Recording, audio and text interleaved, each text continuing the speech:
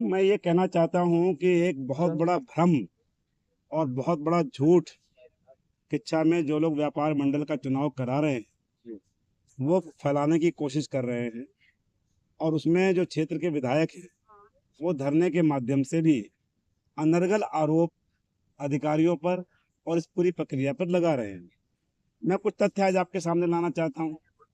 जो व्यापार मंडल का विवाद सामने आया है और जिसमें व्यापारी लगातार 1 जुलाई से लगातार चुनाव समिति को, व्यापार मंडल के पदाधिकारियों को, प्रदेश के पदाधिकारियों को और लगातार लगातार वो अपनी शिकायत देते रहे कि जो बायलॉज हैं, जो चुनाव कराने के नियम हैं, उन नियमों का पालन नहीं किया जा रहा है।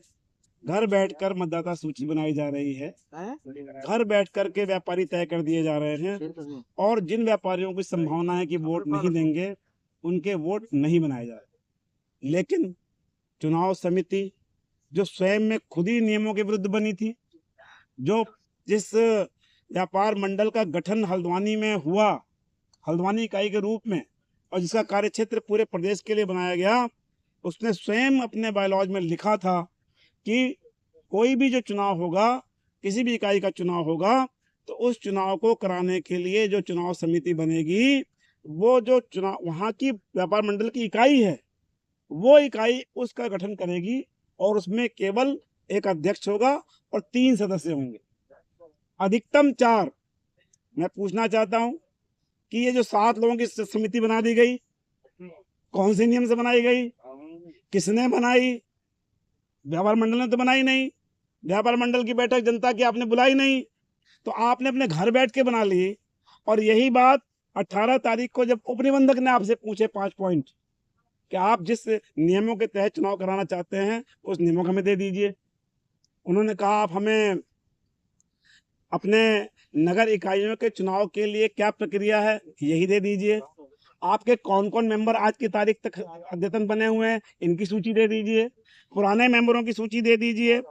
ये 5 प्रश्न पूछे थे 18 जुलाई को, और 19 तारीख को इनके प्रदेश अध्यक्ष जी ने स्वयं एक चिट्ठी लिखकर कहा कि हम 10 दिन के अंदर हम आपको दे देंगे। यानी 29 तारीख को 19 तारीख को लिख रहे हैं कि हम 29 के पहले पहले लाकर आपको सब नियम दे देंगे। ठीक है भाई, दे देंगे। और आपने देने की बजाय क्या किया?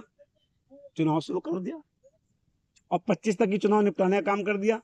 यानी 29 को जब आपको जवाब देना पड़े उसके पहले पहले आप बिना नियमों के आप यहाँ पर चुनाव करा दे।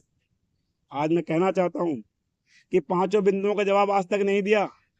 तब उपनिबंधक ने अपने विहित प्राधिकारी को लिखा, जो हल्द्वानी के एसडीएम है, उन्हें लिखा कि इस बात का निस्तारण आप करें, और जब तक निस्तारण ना हो जाए तब तक किच्छा के एसडीएम ये सुनिश्चित करें कि वहां पर कार्रवाई हो। और व्यापार मंडल के अध्यक्ष को लिखा कि आप तब तक चुनाव कार्रवाई रोक दें। मैं काफी दिखाता हूँ आपको। ये कह रहे हैं ना कि अब एसडीएम ने मनमानी कर ली, अपने आप घर में कर लिया। एसडीएम ने कुछ नहीं किया है। आपकी शिकायत पर, व्यापार मंडल की शिकायत पर स्मिता जोशी जो वहां की उपनिबंधक हैं, किसकी, फर्म सोसाइटीज एंड चिट्स की, उन्होंने बाकायदा पत्र लिख करके विहित प्राधिकारी को और व्यापार मंडल के नेताओं को उन्होंने साफ साफ लिखकर कहा, एक मिनट मैं दे रहा हूं,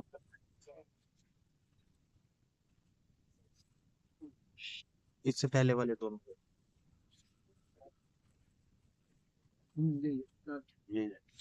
एक एक एक एक कागज और। एक सेकंड, एक सेकंड, हाँ ये पीछे 22 जुलाई को लिख कर दिया, आप देख लें। उन्होंने एसडीएम को भी उसी कॉपी की है।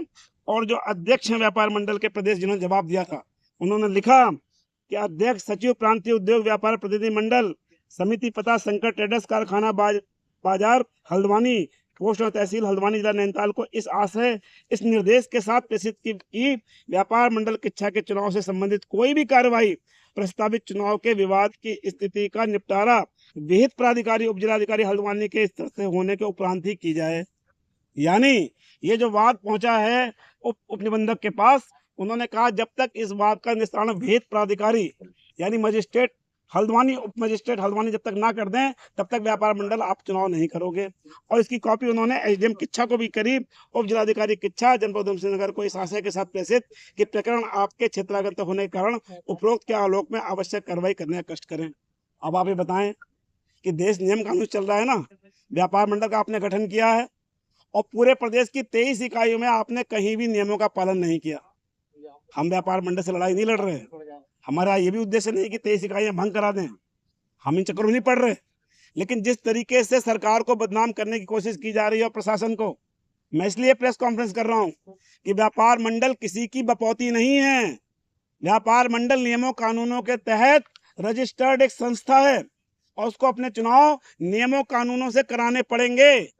अगर नियम की अनदेखी हो रही है और उसकी शिकायत व्यापार मंडल की इकाई कर रही है निवर्तमान, और साथ ही साथ 7 प्रत्याशियों में से 4 प्रत्याशी भी लिख कर दे रहे हैं बहुमत के साथ कि ये गलत चुनाव हो रहा है, तो फिर बताएं आप कि उप निबंधक के निर्देशों का पालन अगर सीएम नहीं कराएगा तो क्या करेगा और कैसे नहीं करेगा, उसका अधिकार है वो करेगा।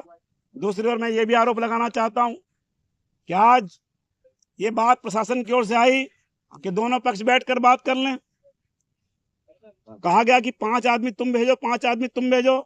हमारी ओर से 5 लोग, हमारे व्यापार मंडल के निवर्तमान अध्यक्ष राजकुमार बजाज जी, हमारे शहर के व्यापारी नेता हमारे संजीव खन्ना जी, हमारे संजीव सिंह जी, हमारे संदीप अरोड़ा जी और हमारे धर्मराज जायसवाल जी, 5 लोग गए। वहां पर 5 की जगह उन लोगों ने 8 लोग बिठाए, 8 लोग बिठाए और जो जो बिंदु तय हो रहे थे उन बिंदुओं पर आप प्रेस सुन लीजिएगा, आप प्रेस सुन लीजिएगा उनकी, बुड्ढी जी की। वो कह रहे थे बाहर निकल करके अनसुनी आवाज से कि हमारा लगभग तय हो गया है, कल तक हम लोग हल कर लेंगे। लेकिन पूछना चाहता हूं उसके बाद किस नेता से फोन से बात हुई, किस नेता से बात हुई फोन से? वो नेता व्यापारी संगठन में नहीं है और उस नेता से फोन के बाद उन्होंने अंदर जाके कह दिया कि हम नहीं मानते सब कोई बात, जबकि तय हो रहा था और लगभग तय हो रहा था आज कि 10 दिन के अंदर अंदर, 12 दिन के अंदर अंदर वोटर लिस्टों का पुनरीक्षण हो जाएगा। 5 आदमी उनके, 5 आदमी इनके, 10 लोगों की कमेटी चुनाव समिति बन करके इसको कर लेगी और जो आरोप है कि फर्जी मतदाता उनकी जांच कर लेगी और यदि जांच में पाए जाएंगे उनका नाम काट देगी और जो लोग छूट गए हैं उनका नाम शामिल कर लेगी। इस पर लगभग सहमति बन गई थी।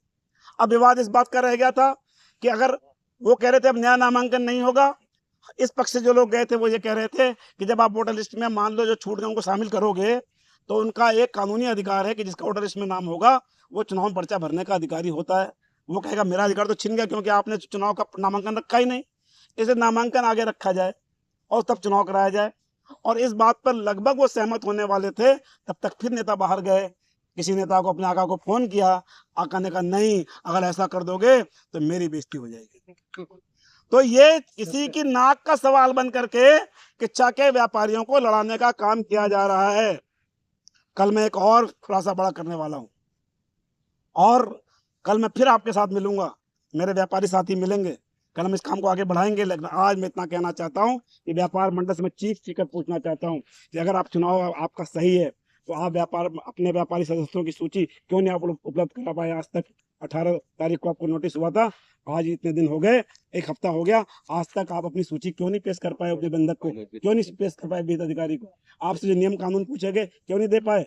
और तो और आपने एक फर्जी एक कागज पेश कर दिया आपके महामंत्री ने और उन्होंने कह दिया ये दस्तावेज हैं, जब वहां उसका निरीक्षण किया गया तो ऐसा कोई दस्तावेज पंजीकृत ही नहीं था। ये सब तमाम बातें हैं, ये बातें मीडिया को आलोक में आनी चाहिए। जो लोग व्यापार मंडल के जिम्मेदार पदाधिकारी हैं, चाहे प्रदेश के हो, जिला के हो, मैं उनसे भी कहना चाहता हूँ हमारी कोई लड़ाई आपके साथ नहीं है, लेकिन किच्छा में अगर चुनाव व्यापार मंडल का आप करा रहे हैं तो उसको आपको नियमों कानूनों के तहत कराना होगा और उसमें जो किच्छा के व्यापारी हैं उन्हें ही चुनाव में भाग लेने का अवसर मिलना चाहिए, चाहे वो चुनाव लड़े या वोट डालें। लेकिन किसी गैर को आप करेंगे, फर्जी लोगों को करेंगे, यही विरोध है और इसीलिए प्रशासन को इसमें दखल देना पड़ा, क्योंकि व्यापारियों को शिकायत है। इसमें कोई सरकार की मंशा नहीं थी, किसी पार्टी की मंशा नहीं थी, कोई भारतीय जनता पार्टी की मंशा नहीं है कि किच्छा में हमको इंटरवीन करना है। लेकिन अगर 7 में से 4 प्रत्याशी कह रहे हैं और पूरी कार्यकारिणी जो चुनी गई है व्यापारियों द्वारा, बार बार मुझसे कहा जा रहा है, मेरे पर आरोप लगा रहे हैं तिलक राज बेहड़ जी, मैं कहना चाह रहा हूं आप भूषण की बात बार बार कर रहे हो। ये बताओ राजकुमार बजाज और फुटेला और अरोड़ा, ये किसके लोग थे? ये तो आप ही ने ढोल बजाए थे इनके जीतने पर, आपकी पार्टी ने जुलूस निकाला था। तो ये जो चुने हुए लोग हैं, ये आज क्यों आरोप लगा रहे हैं कि आप बेईमानी करवा रहे हो? ये क्यों आरोप लगा रहे हैं कि आपके समधी जो चुनाव अधिकारी हैं वो लोग गलत तरीके से चुने गए हैं और 4 की जगह 7 चुने गए हैं, और 7 लोग मिलके जो जज है वो धरना भी दे रहे हैं, और उन्हीं लोगों ने इस पूरे चुनाव की ऐसी तैसी करी है, इस चुनाव को बिगाड़ा है, व्यापारियों को लड़ा रहे हैं, आपस में मुकदमे करवा रहे हैं, झगड़े करवा रहे हैं, धमकियां दिलवा रहे हैं।